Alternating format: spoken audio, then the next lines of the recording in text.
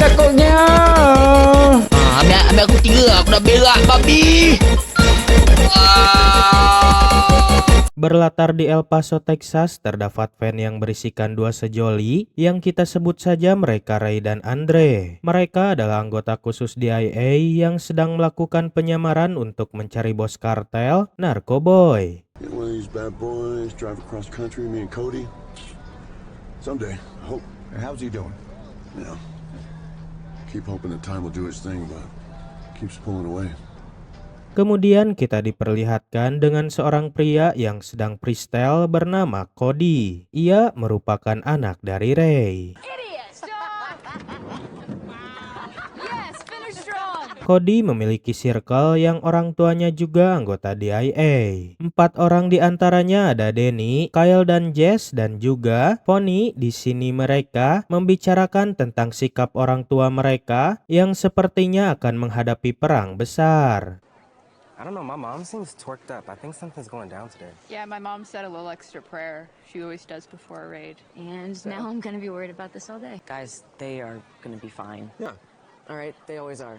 Ternyata di van itu mereka membawa anggota DIA yang lainnya dan sudah bersiap bertempur. Lalu Ray berhenti di sebuah pom bensin kecil. Seorang pria memberitahunya kalau bensin sudah habis. Lalu Ray meminta izin untuk pergi ke kamar mandi, namun lagi-lagi pria itu menghalanginya seperti ada yang aneh dan tiba-tiba Turtle that needs to be released in the wild, you know what I mean? Hey, cabrón. Easy. Better get back in. I just had to use the bathroom. So, take it easy. It's go time. Home in time for dinner, right? beralih ke Cody dan kawan-kawan yang akan masuk ke kelasnya masing-masing. Di sini fokus Cody teralihkan kepada siswi baru yang bernama Teresa. Ia lalu mengajaknya berkenalan dan belajar bersama. I'm Cody. Teresa, I think you're in my chem class. We should study sometime. I'm actually kind of hoping to pass that class, but thanks. Kembali lagi ke Ray dan timnya yang sedang memasuki sebuah minimarket dan menggerebeknya sampai menemukan sebuah terowongan panjang. Deep and dirty like your mom. Mereka menyusuri terowongan itu dan menghabisi orang-orang di dalamnya.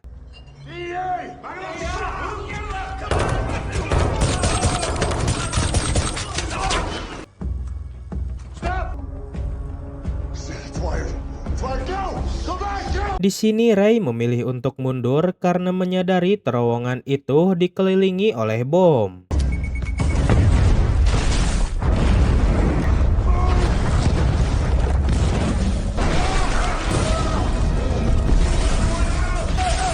Setelah mereka semua keluar dari terowongan itu, tiba-tiba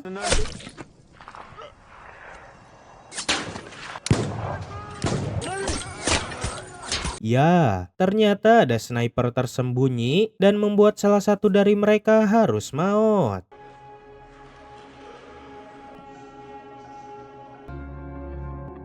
Di sisi lain, Jesse tiba-tiba dipanggil ke ruang guru. Jess kemudian menatap Cody macam tak enak hati.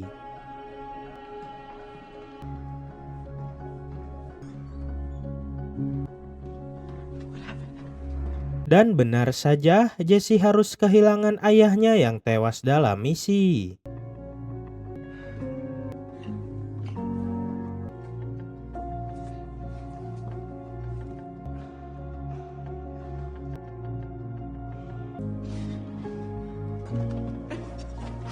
Di sini Ray memarahi Cody karena pulang malam sampai berdebat. Cody lalu mengungkapkan semua unek-uneknya bahwa ia sudah dewasa dan tak mau lagi dikekang seperti anak kecil. I should have texted you back. I know, but right now it's just a risk.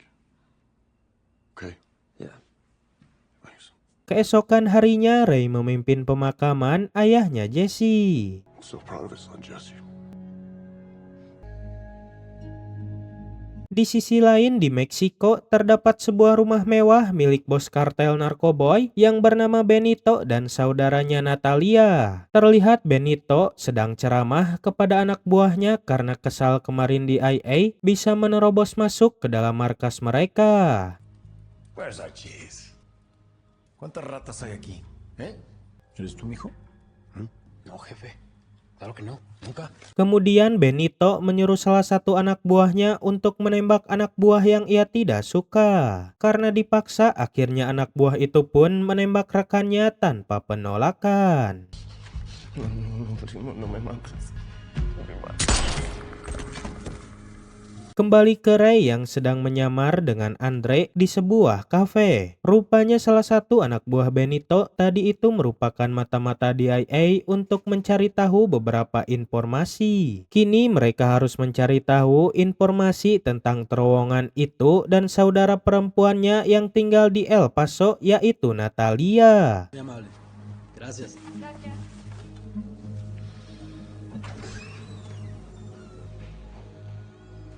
Beralih ke Cody yang sedang berada di laboratorium kimia dan di kesempatan itu Cody mengobrol dengan Teresa untuk mengenalnya lebih dalam.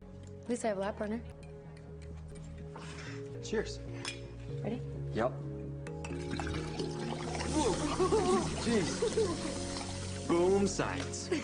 Ia kemudian bertemu dengan teman-temannya dan melihat Jesse yang sedang bersiap-siap akan pindah dari El Paso karena kekurangan ekonomi setelah ditinggal ayahnya itu. Mendengar temannya yang sedang berduka dan akan pindah, mereka semua berpelukan dan bersedih tak mau berpisah. Hey, come here. It's okay.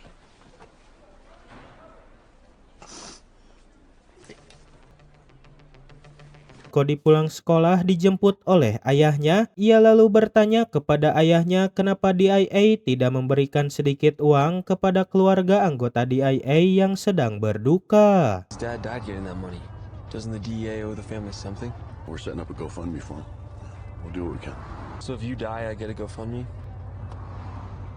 Di kantor DIA, Ray membicarakan tentang anaknya bahwa ia tak mau Cody menjadi sepertinya dan ia merasa belum sepenuhnya menjadi ayah yang baik bagi Cody. No, I don't want Cody anywhere near this job. You're a great father. Keesokan harinya di kelas gulat, Cody hanya disuruh menonton daripada bergulat padahal ia menginginkannya. Cody wrestles, right? Yeah. You want to get him out here? Throw him around a little bit? No, I just want him watching today. All right, come on guys. Let's get on these bags. Di tengah perjalanan pulang, Ray ditelepon Andre dan menyuruhnya untuk memeriksa rumah jebakan yang ia temukan. What do you say? This your trap house? Yeah, that'd be cool. Setibanya di sana, mereka langsung menyelidiki TKP. Di sini, Cody melihat sejumlah uang bukti yang sedang dikemasi para polisi.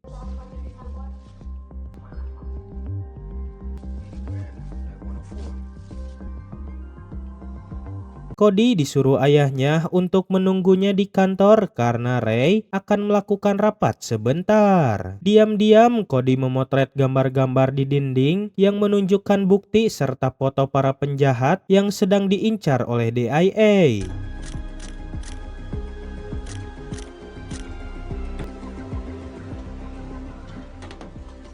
Cody, a couple more minutes, we're out of here. It's all good. Sepulangnya dari kantor polisi, Cody langsung menjelaskan rencana yang ada di pikirannya kepada teman-temannya. Ternyata Cody berencana untuk mengambil sejumlah uang dari rumah seorang penjahat untuk menolong Jesse yang kesusahan. Awalnya mereka menolak rencana gila dari Cody itu, tapi karena Cody ingin membalas DIA yang tak memberikan sedikit pun bantuan untuk keluarga Jesse, akhirnya mereka pun setuju. So we will. We can do this. But it has to be all of us.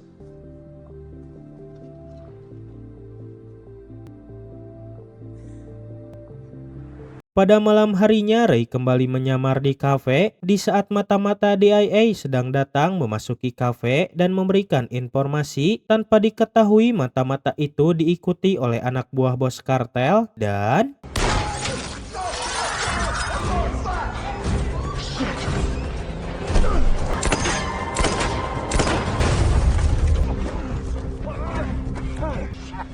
Ray berhasil menangkap salah satu anak buah bos kartel itu. Mereka langsung menginterogasi anak buah itu dan menanyakan tentang Natalia, tapi orang itu hanya memberikan clue dan memberikan sebuah ancaman. Mendengar hal itu, Ray jadi overthinking dan menelepon Cody agar tak pulang larut malam. Natalia Cabrera. We know she's in El Paso. What's she doing here? Natalia Cabrera is in El Paso. For you. They're gonna find you, and they're gonna wipe you out. And all of your families. Hey, Dad. Hey, kid. Hey, look, something came up. I'm gonna be at work late. Don't stay out too late. Okay. Lagi-lagi Cody melanggar dan malah pergi melanjutkan rencana dengan teman-temannya itu. Cody, Danny, dan Vaughn masuk ke dalam markas anak buah kartel, sementara Kyle akan menunggu di luar. Okay, same plan. Zergrush, knock over the candle, take the cash. Out.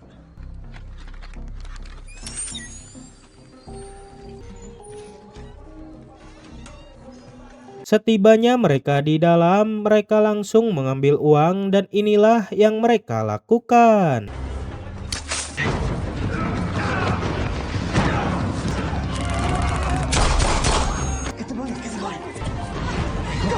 Cody, clear!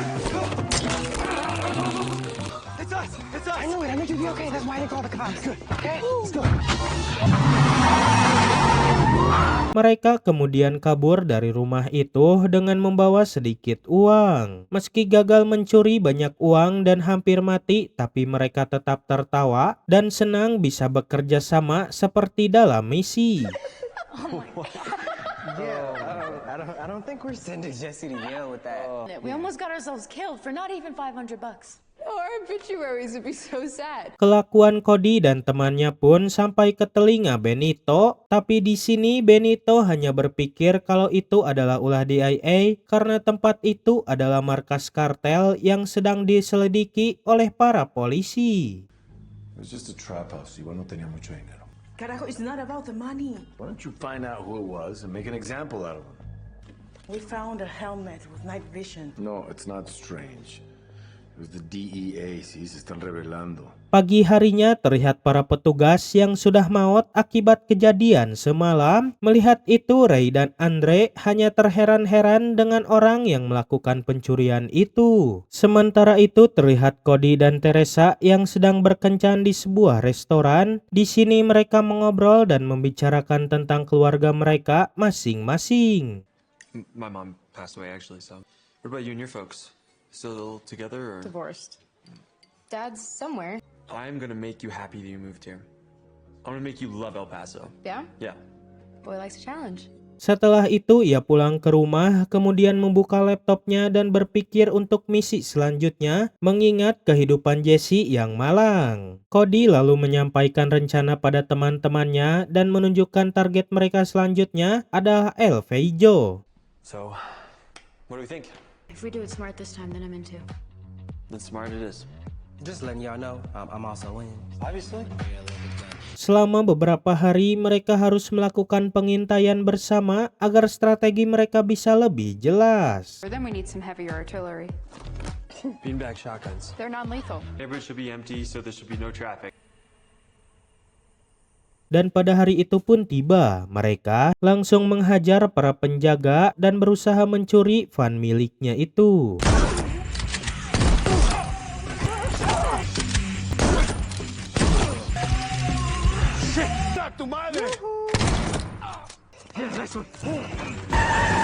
Is your head okay, Denny? Yeah. Are you okay? Yeah. He was much better looking in person. Bingo.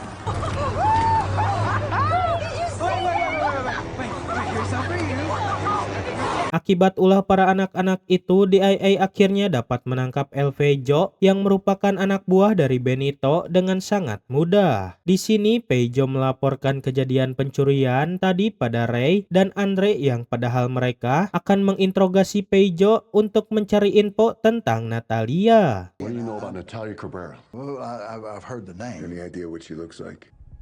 Yeah, I can tell you about the beer truck. That's something. Natalia kembali melaporkan hal itu kepada Benito yang membuatnya marah besar. Benito pun memerintahkan Natalia untuk menemukan si pembuat onar itu. No seas paranoico. Quiero los nombres de todos los de la DEA. Tú me lo vas a tener que comprobar. Quiero sus nombres, quiero sus caras, sus direcciones. Los quiero muertos a ellos, a sus esposas, a sus hijos, a sus mascotas. ¡Atrápalos! Tanpa sepengetahuan ayahnya, Cody membawa Teresa untuk menginap di rumahnya ketika Ray masih bekerja untuk menangkap bos kartel dan mencari tahu si pembuat onar yang tiba-tiba muncul.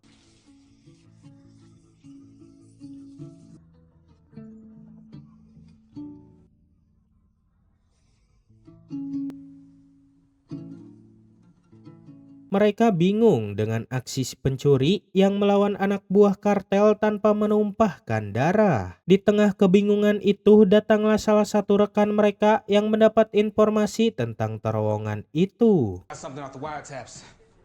Talking about a new tunnel. We got location. Mereka langsung gas ke terowongan itu, tapi tanpa disangka wajah mereka malah tertangkap kamera di sana. Kecerobohan kecil ini membuat Benito dan Natalia tahu wajah para DIA yang menyamar. Fast up! Fast up! God damn. Surprise. Look at this. La imagen del día. Oh, look at this guy. Nada más que guapo. Lalu saat Ray pulang kerja, ia kembali berdebat dengan anaknya. Why? What? Cody, don't start. If Tell's gonna whack us, I'm pretty sure they can. Like, what is your work till one of us is dead? Cody. Cody yang emosi pun membakar van yang ia curi. Kemudian diam-diam Cody membuka laptop Ray dan menduplikat semua datanya.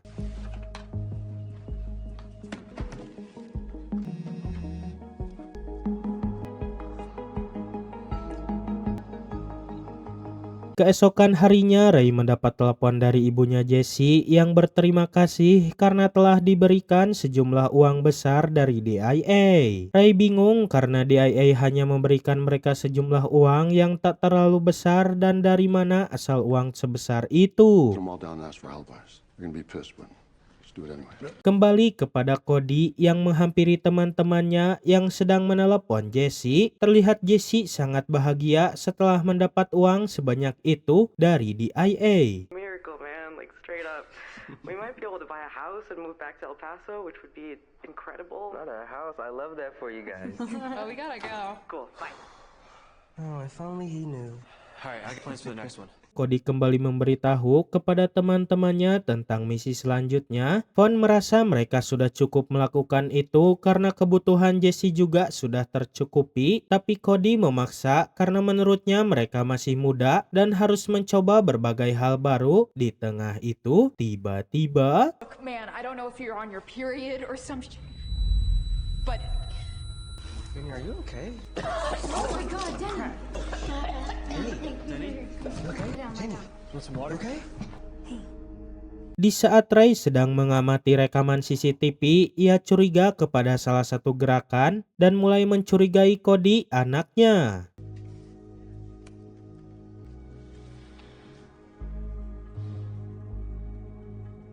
Kemudian Ray menghampiri Cody ke rumah sakit karena Danny yang pusing tadi ternyata mengalami gegar otak. Ray menanyakan keadaan Danny dan Cody hanya menjawab kemungkinan itu hanya terjatuh dan terbentur. Perkataan Cody membuat Ray semakin curiga dan pergi kembali bekerja.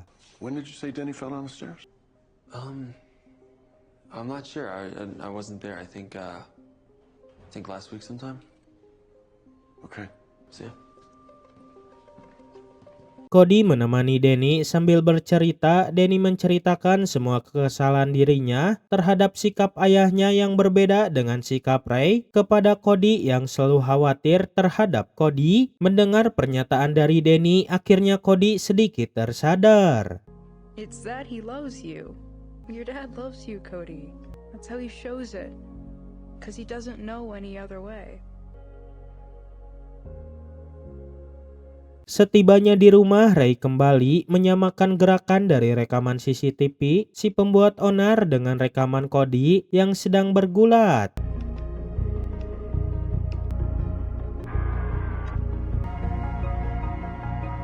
Ketika Cody hendak pulang, ia lalu ditelepon Teresa yang mengajaknya untuk makan malam di rumahnya bersama ibunya. Mendengar itu, Cody pun setuju dan menerima tawaran itu. Keesokan harinya, Cody dan teman-temannya lanjut membuat rencana untuk ke tempat yang akan menjadi tujuan DIA selanjutnya.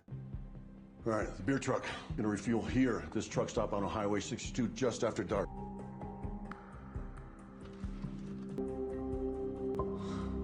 Malam itu, Cody menelepon Teresa dan membatalkan pertemuannya, namun ia berjanji akan mengajak Teresa untuk makan malam di rumahnya. Cody lalu meminta izin untuk mengundang teman perempuannya untuk makan malam. Mendengar itu, Ray memperbolehkannya dengan senang hati. Awesome. Hey, did you hear anything about the GoFundMe for Lucy and Jesse? Yeah, Jesse called me and apparently, like, it blew up on TikTok or something. It's crazy. Thank God for TikTok. Keesokan harinya, Vonnie tiba-tiba menolak ikut dalam misi dan terpaksa hanya Cody dan Kyle saja yang melanjutkannya. Cody dan Kyle datang ke tempat yang jauh itu menggunakan bis dan mulai melakukan rencananya. Forecast is right. The wind's kicking up good. Let's go. Pada malam harinya, terlihat anggota DIA juga sudah berada di TKP dan melakukan rencananya juga. In position. I got eyes on the beer truck. Let's go! Let's go! DEA! Everyone on the ground! DEA, get down! Shit, Kyle, come on! DEA! Get out, get out! Shit, that's my mom! Let's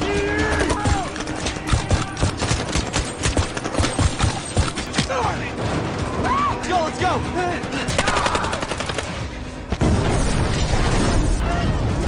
Untungnya anggota DIA yang lain tak menyadari keberadaan dua anak itu, tapi Ray dengan jelas melihat wajah anaknya dan langsung memerintahkan Andre untuk tak mengikuti mobil itu agar para anggota tidak tahu dan anaknya terhindar dari masalah.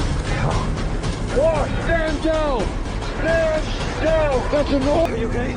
No! I'm not okay, Cody. I'm sorry. Okay, I'm sorry. Andre menghampiri Ray dengan sangat marah, padahal Andre bisa saja sudah menangkap mobil itu. And he'd want us to keep going. He'd want us to keep taking risks, to do our jobs. Yeah, I know you're right. Thanks. Cody dan Kyle telah sampai di gudang milik kakeknya Kyle. Di sana juga ada Vonnie yang sudah menunggu. What? Are they okay? Yeah, they're fine. That was a mess. Ketika truk itu dibuka, ternyata di dalamnya tak berisikan uang sama sekali, yang membuat Cody marah besar dan berdebat dengan mereka. Cody, stop! Stop! There's no cash! They need this. They're gonna be looking for it. I know. And what if there's a tracking beacon hidden in there? There's not. How do you know? Because we'd already be dead. Cody lalu pulang, kemudian ditelepon oleh Danny yang menyuruhnya untuk berhenti. We should have quit after El Viejo. This is over, Cody. It has to be. Yeah, it's definitely over. Keesokan malamnya terlihat Cody yang sudah menyiapkan hidangan untuk mereka makan malam bersama keluarga Teresa. Tak lama berselang, datanglah Teresa bersama ibunya yang ternyata dia adalah Natalia yang menyamar sebagai Lydia. Call me Lydia. Come on. That's what parents are for, right? Di tengah makan malam itu, Teresa meminta izin untuk pergi ke toilet. Namun bukannya ke toilet, Teresa malah menyimpan pelacak dan masuk ke dalam kamar Cody.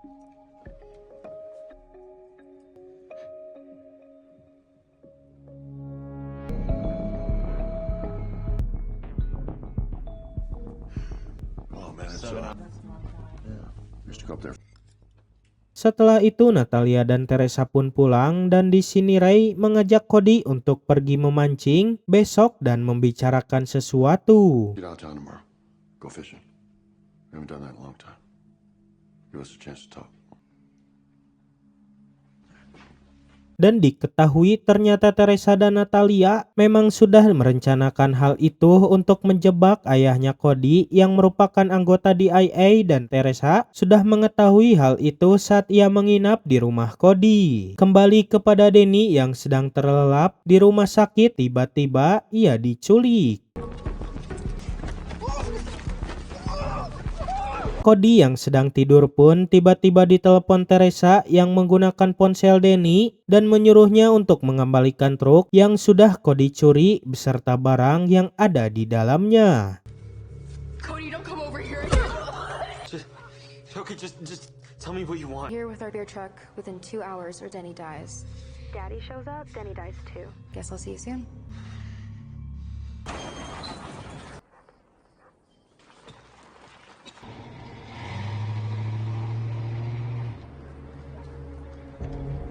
Setelah Cody keluar, tiba-tiba datang sekelompok bersenjata yang memasuki rumah. Ray yang sedang tertidur pun harus terbangun, dan inilah yang terjadi.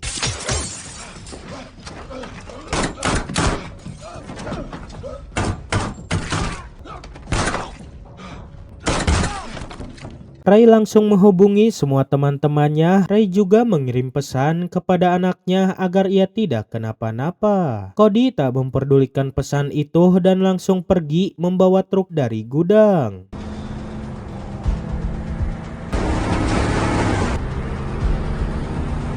Ketika Andre menghampiri rumah sakit, ia tak melihat kedua anak itu di rumah sakit dan langsung mengabari Ray. Ray jadi semakin khawatir, meminta Andre untuk melacak ponsel Cody dan mencari tahu identitas Teresa dan ibunya. Run a trace on Cody's phone. Get his current location. And run ID checks on Lydia and Teresa Flores. Okay, on it. Listen, brother. Kembali kepada Cody yang telah sampai di tempat, begitu juga dengan para anggota DIA yang menuju lokasi. Lydia Flores, EPPD just got to her house. It's been torched. Crossfire and watch your backdrop. Cody berusaha menyelamatkan Danny, sedangkan para DIA diam-diam memasuki wilayah itu, dan di sini terungkap bahwa ternyata Teresa dari awal memang sudah mengetahui bahwa ada anak-anak dari DIA yang bersekolah di sana dan mendekati Cody dengan tujuan untuk mencari info agen DIA. You win. Now just let Denny go. Tak lama dari itu Benito pun datang dan Cody langsung membakar bom yang sudah ia buat.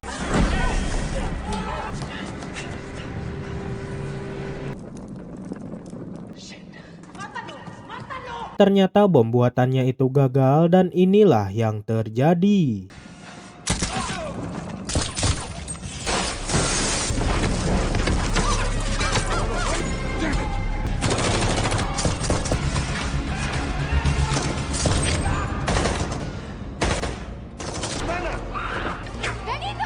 Ahorita lo sacas, cuida a tu hermana.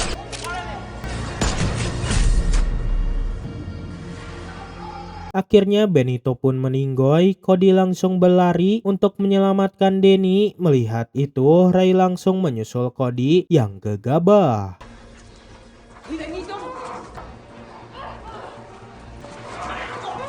Dan ketika Natalia hendak menembak Cody, tiba-tiba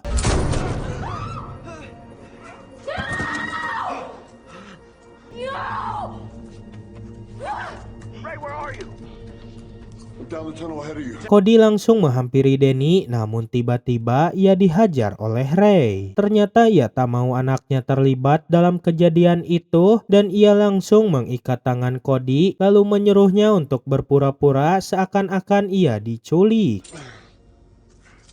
What happened? They beat the shit out of me and Denny and kidnapped us from the hospital and brought us here. Setelah kejadian itu, kini Ray dan Cody jadi semakin dekat. Ray juga sudah tak melarang-larang anaknya, sedangkan Teresa kini ia harus memimpin bisnis kartel itu sendirian.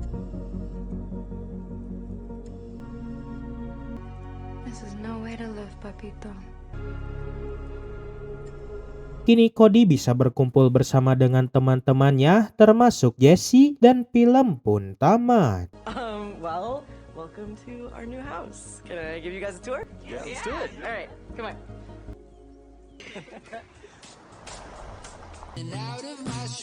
Film ini menyampaikan bahwa pilihan hidup dan lingkungan sangat mempengaruhi masa depan seseorang dan jalan yang salah selalu membawa konsekuensi. Dan itulah Trap House tahun 2025. Terima kasih telah menonton, jangan lupa like, share, dan subscribe, dan ciao.